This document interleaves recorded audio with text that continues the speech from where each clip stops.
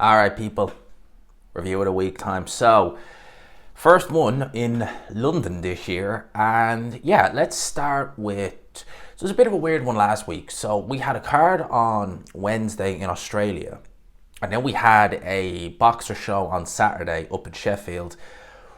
Yeah, right. Do you know what? Saturday was a night where I had a few glimpses at the Ring Awards, and I was going back between that and primarily watching this show, which was on Sky Sports. It was, yeah, no, I don't want to sound too harsh, but it wasn't a cracking show to say the least.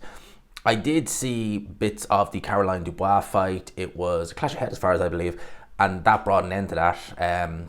Obviously, before 4 rounds under the British Boxing Board of Control, it goes to a technical draw because it can't go to a decision because 4 rounds haven't been completed. Caroline Dubois was winning the fight, so had it gone on another round, no doubt she would have got the nod, but it ends as a draw. I did see some of the undercard fights. Now, I will say some of the fighters on the undercard, yeah, look, they're up and coming, but there was not one fighter on that undercard that I seen that made me think, interesting. There wasn't one.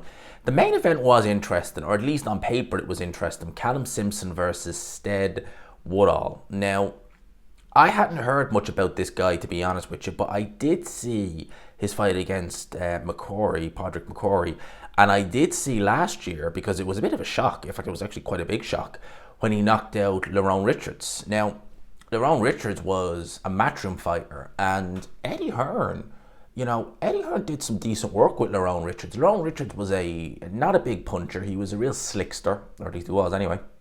He was a real slickster. Who was he trained by? Was he trained by... Don't think... I was going to say Dave Colwell. I don't know why that name came into my mind, but Lerone Richards was a matchroom fighter. He was featured prominently on some undercards. He fought a co-main event on the Joseph Parker Chisora 2 undercard. And then inexplicably he left matchroom, and he did literally nothing since then.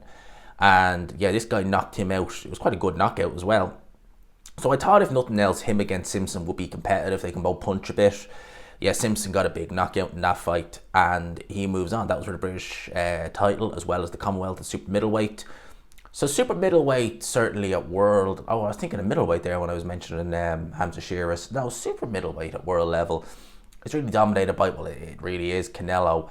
And on the British scene at 168 pounds, there's not a crazy amount. So I would be saying, if I was Callum Simpson, just to move him along and maybe go and look at the European title, look at that, and maybe if someone like a Felix Cash, who he fought Tyler Dinney last June, and he looked very poor in that fight.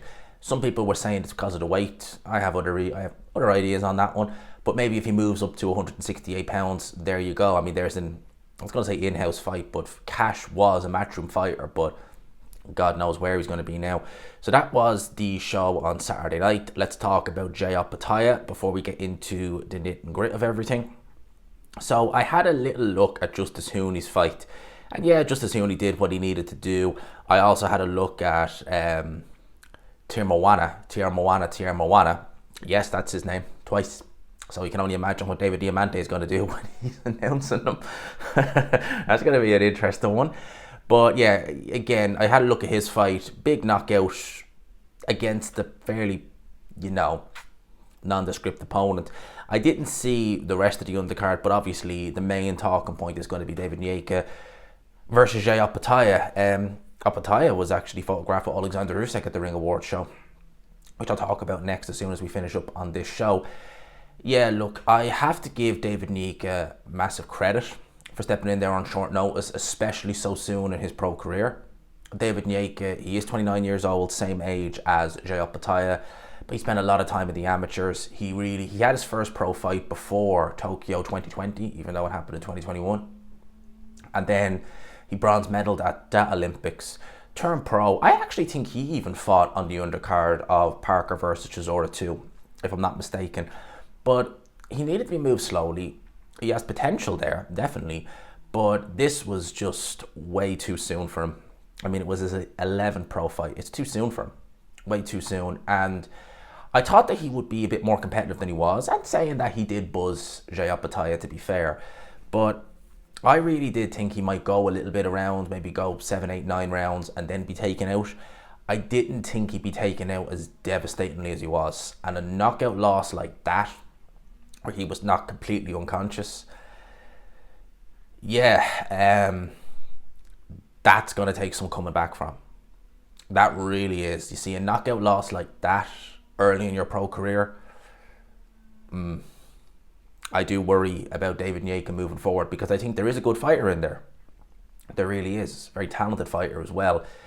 But yikes, that's going to take some serious coming back from. In terms of Jay Opetaia, I mean, let's just get the Zerto fight on, because cruiserweight really, right now, it's not the most stacked.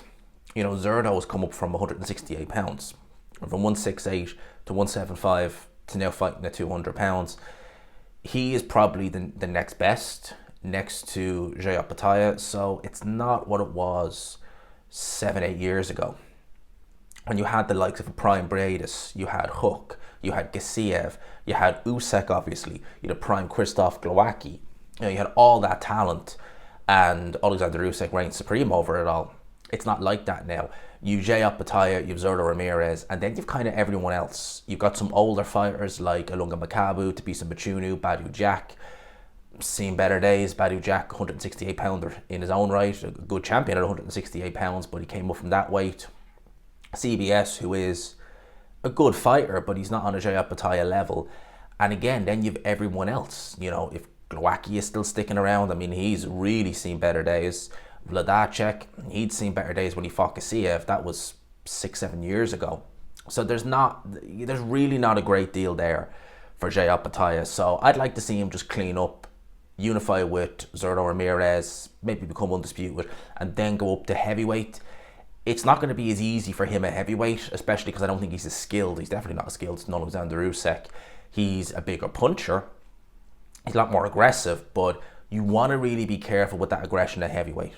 You really do, because if Nika is stunning you, man, those heavyweights are going to absolutely, man, it's going to hurt at heavyweight. Oh boy. So that was the two shows that were on over the course of the week and weekend. Let's get to the Ring Magazine award shows. So they obviously happened on Saturday night in London, and yeah, it was as you would expect from a Ring Mag, or from a Saudi really, because they obviously bought the Ring Magazine. No expense spared. It looked incredible. It looked amazing. You had boxing royalty at it, essentially. You know, you had legends. You had the legends of now, like Oleksandr Usyk, and he absolutely mopped up. He cleaned up. He won Male Fighter of the Year. He won Round of the Year, and he won the Event of the Year for his first fight with Tyson Fury. And listen, the 9th round, would I call that necessarily the Round of the Year? Certainly for drama, it had all that. I mean, it was a really dramatic round, but Round of the Year for me would be a bit like Gary Ward 9, you know, where it's back and forth, or I think it was Bo Holyfield in the first fight, round 10, Foreman Holyfield, round 7 in their fight. It's kind of a round where there's drama on both ends.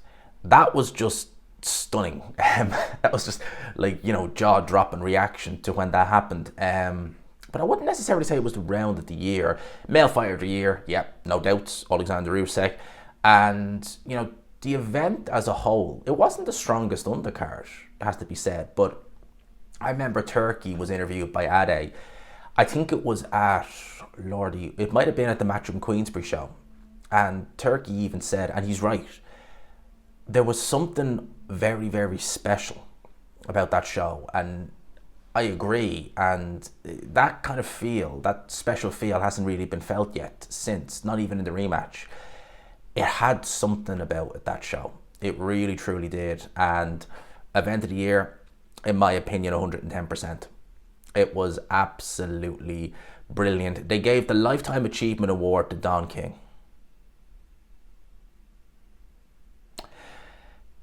They gave the Lifetime Achievement Award to Don King. Well, I mean, he achieved a lot. A lot of fighters are worse off because of him. So, you know, there you go. You can give him at that. But I wouldn't be giving Don King any Lifetime Achievement Awards. The man is a... yeah. Gabriela Fondora won the Female Fighter of the Year. Credit to her. Ray Ford versus Oktab Kalamadov, I think is how you say that guy's name. Fight of the year. That was a cracking fight, to be honest with you. I think Wadley Clark and Ortiz Boacek would have something to say about that. Event of the year, obviously, Oleksandr Usyk, Robert Garcia, trainer of the year, Moses Atauma, prospect of the year. So, upset of the year, Bruno Sarasis. Yeah, I mean, that was just something else. Billy the Kid Dib, comeback of the year. Came back from cancer, so credit to Billy the Kid Dib. I didn't think we'd ever see him in the ring again. You know, thank God he made a recovery and was able to come back and have a fight. I think he won it on points, but the fact he was able to come back alone, absolutely incredible from Billy the Kid Dib. Daniel Dubois, knockout of the year. Honestly, the Ring Magazine Awards show, it did look phenomenal. I'm looking through the Ring Magazine's X timeline here, and it looks mega. Canelo meeting with Turki Al Sheikh. So it seems as though Canelo and Turki are best buds now. Or at the very least, there's no beef there. And I'll talk about that now in a wee bit. Joshua gave an interview with Ade. He also mentioned that he was looking for this man tonight, Tyson Fury. Now, I was a little bit in the know. I'm not going to go into detail, but I was a little bit in the know with regards to this Ring Magazine Awards show. And I was under the impression, or at least I was told, that Tyson Fury would be attending. I didn't see him. So he wasn't there. I'm not going to speculate as to why. But Joshua made a call out and confirmed that he is targeting Tyson Fury in 2025. It's one of the fights that Turki Al Sheikh is interested in making. And you know, when Turki wants to get a fight made, more often than not it gets made. Joshua wants to go out with a bang is the words he used. And quite frankly, I think that him versus Fury at this point, it does make the most sense. It's the most money he's going to get. It's probably more winnable than, say, fighting the Daniel Dubois or, God forbid, an Oleksandr Usyk at this point. I still don't think he wins the fight, but I think that he maybe has a slightly better chance, especially if Fury maybe has taken his eye off the ball. Because you got to remember, we don't know what way Fury's going to be, followed on from those two defeats to Oleksandr Usyk. At the end of the day, he can say all he wants about, oh, I thought I won, I was robbed, this, that, and the other. You know, even Frank Warren, when he was interviewed by Umar in Box Nation, he was asked if he rewatched the fight. And he's still saying he scored the fight to Tyson Fury. But even Frank, and you know damn well, he went and he said, well, it was much closer. But I still had Tyson. He knows damn well who won that fight. So with Tyson Fury, even his promoter is saying, well, it was closer, without flat out saying, I thought Usyk won. No one felt Fury won either of the fights. Only, you know, the absolute, you know, sycophant fanboys that he has.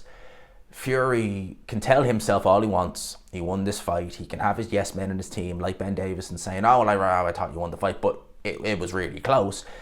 How is he going to be mentally? Is he going to be able to get up for a fight with anyone else other than Oleksandr Usyk? I know he could say about Joshua, there's a rivalry there, this, that, and the other. But with Fury, he's such an erratic character. Maybe he would look at this fight, say, I'll take the payday. He's a bum, I'm sure he'll win. But he won't be able, because we know Tyson Fury blows hot and cold all the time when it comes to fights. If he's not sufficiently motivated for it, Tyson Fury is one of those fighters where at his best, he looks amazing. At his worst, yikes. And over the hill, Anthony Joshua could beat him and beat him very easily, you know, in that sense. Turki Al Sheikh has also named some of the fights he wants to make. Canelo Alvarez versus Terence Crawford, Fury versus Usyk.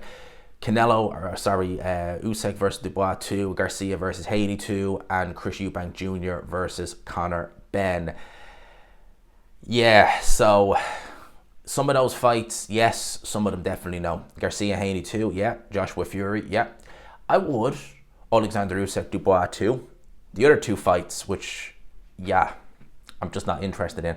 Let me just talk very briefly about Oleksandr Usyk. So, Turki Al Sheikh said in a Carl Froch interview he did with Froch's YouTube channel that Usyk is talking about having one or two more fights. Now, if he has one more fight, you would imagine it's going to be against Daniel Dubois. Well, there's no one really else. I mean, that's what Turki is mentioning. Now, Usyk really, at this point, I don't think he needs that fight. I've said it, I don't think he needs it. I still think he wins, but I just feel as though, like, what is the point in going and having a fight with Daniel Dubois? You've already beaten him. You already beat him comprehensively. The only kind of, and it's not even a point of contention, is the low blow, which, again, I'm saying the low blow because it absolutely was. There's not really anything else you need to do. You've been undisputed twice over in two different weight divisions. I mean, as in once in cruiser, once at heavyweight.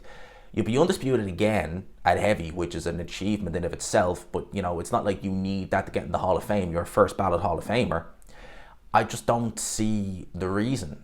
Maybe Oleksandr Usyk has a little, not say a vendetta against Dubois, but maybe he is a bit aggrieved by Daniel Dubois and thinks, do you know what? There's not many fights keeping me in boxing, but to shut you up once and for all. And maybe some of the things Don Charles said, Don Charles questioned Oleksandr Usyk's fate, which is a really low thing to do by Don Charles. I mean, Oleksandr Usyk is, there's no ifs or buts. I mean, that man actually practices what he preaches, unlike some fighters who make that claim. Maybe for that reason, or those reasons as a whole, Oleksandr Usyk could say, do you know what? I can bring myself to do another training camp. I could bring myself to do this just to inflict a beating on you. And it wouldn't shock me if that's the reason. Now, I would be picking Usyk to beat Dubois.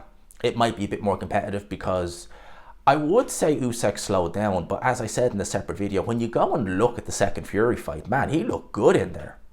Like, he looked good in there. Yeah, I have to say, he looked better. I think even though he didn't hurt Fury the way he did in the first fight, I think he looked sharper in the rematch than he did in the first fight. Seriously, go and look at the fight as a whole. Man, Usyk looked sharp in that rematch. So, don't be thinking you're getting Usyk weak or anything like that. He looked good. He looked good. So, him against Dubois. Listen, Dubois has to get by Joseph Parker. The press conference is on. It's actually 10 o'clock on a Monday. I took today off. The press conference is on, I think it's on at 5 o'clock this evening. I'm going to central London to the press conference. I got invited by the Zone to it, so thank God for that. And hopefully I'll get some interviews for you guys as well while I'm there.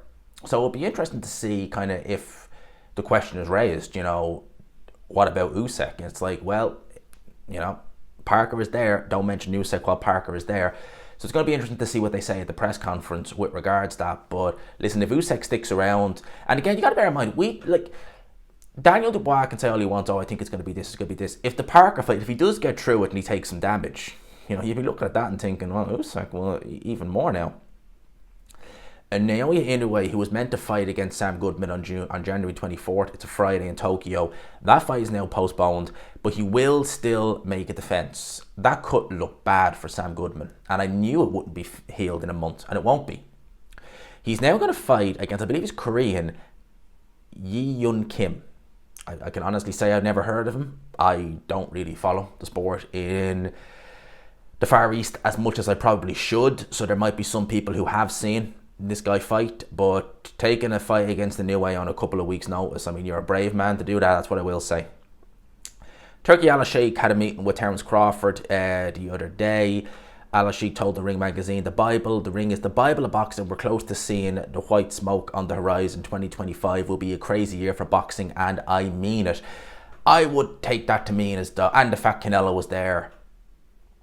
I would take that to mean, and I don't know, I have no inside knowledge on this one, but I would take that to mean there's discussions ongoing, and I wouldn't rule out a Canelo versus Crawford fight in this year. One thing I will say is with the Ring magazine, with Turkey, 2024 was a good year. I think this year is shaping up to be even better. I think this year is shaping up to be, something crazy. And look, the more the merrier, the more I can get to, the more I'll hopefully have some content to give you guys, different content, Like I said, I'm going to the press conference today, so hopefully I can get you some interviews, if not more than a couple. So anyway, I'll leave it there. Hope you enjoyed the video. Smash the like button if you could. Hit subscribe if you haven't already. And until next time, people, I'll leave it there. Peace.